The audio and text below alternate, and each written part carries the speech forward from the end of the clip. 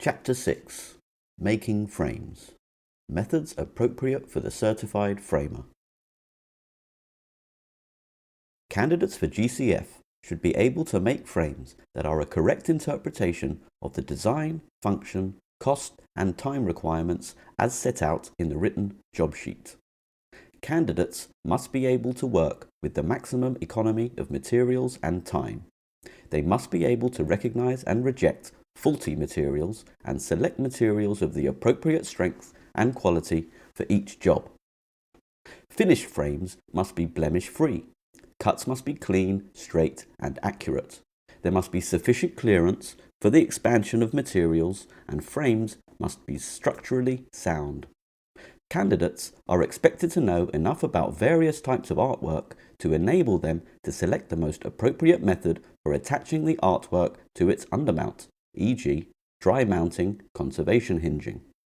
Artwork must be positioned correctly, must be free from stretch, distortion, or damage, and must be securely attached. As stated in the introduction, there is rarely only one way of carrying out framing techniques. GCF examiners will not dismiss a technique as being wrong so long as the end result is a demonstration of its success and the technique is safe. An example of a common differing of technique is the order in which framers work.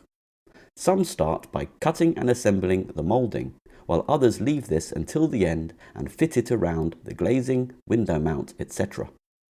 The order in which framers carry out the final assembly of the frame also varies. Some start by placing the backboard on the workbench and others start with the glazing. Cutting and assembling the moulding. 1. Remember that the length of moulding needed will be greater than the size of the window mounts to allow for the mitered corners. The amount needed for the corners will be the moulding width times 8. 2. The artwork, window mount, backboard, etc. must not fit tightly into the rebate of the moulding as they need to be able to expand and contract with atmospheric changes. If they do fit tightly, the frame is in danger of breaking or bending as they expand. Most framers allow between 1 mm and 2 mm clearance between the rebate of the moulding and the glazing.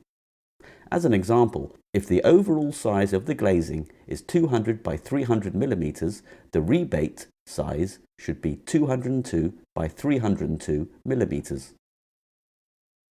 3. It is sensible to cut the long sides first. If a mistake occurs, e.g. the mitre is not clean and needs recutting, the piece of moulding can be reused for the short sides. Check that the first length you cut is the correct size as you do not wish to duplicate mistakes. 4. Having cut 2 adjoining mitres, you should check that they will join closely.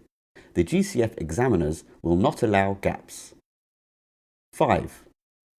Before assembly, you should check that the cuts are clean and smooth. Usually, it is a good idea to colour the edges of mitres using appropriate materials. 6. Next, apply a film of wood glue to the cut mitres. Most framers glue the mitres in place with wood glue before underpinning, though some manufacturers state that gluing is superfluous, especially for small frames. The argument for gluing is that underpinning wedges hold the mitres in position, but that over time the weight of the glass and other components will push the mitres apart.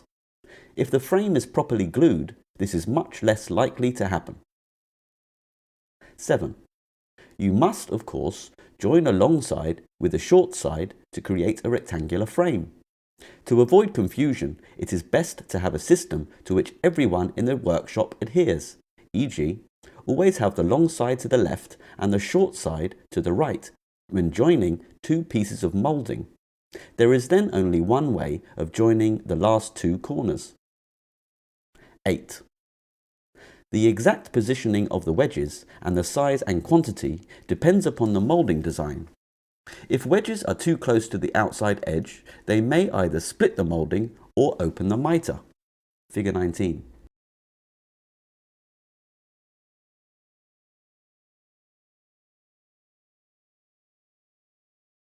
Wedges must not, of course, cause a bump to appear on the surface of the moulding.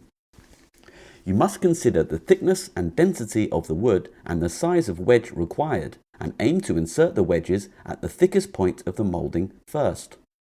The pressure, particularly in the case of pneumatic underpinners, should be adjusted to prevent the wedges going in either too far or not far enough. On some tool mouldings, it will be necessary to stack wedges.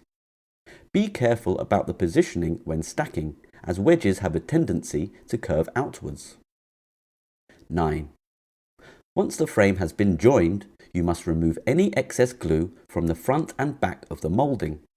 Wait for the glue to dry before handling the frame further. When joining certain moulding designs, it may be necessary to use a reverse, i.e., two mitered and joined pieces of moulding of an opposite shape. Without the reverse, such mouldings tend to gap when underpinned. The reverse is placed upside down on top of the two pieces being joined to hold them firmly and evenly in place.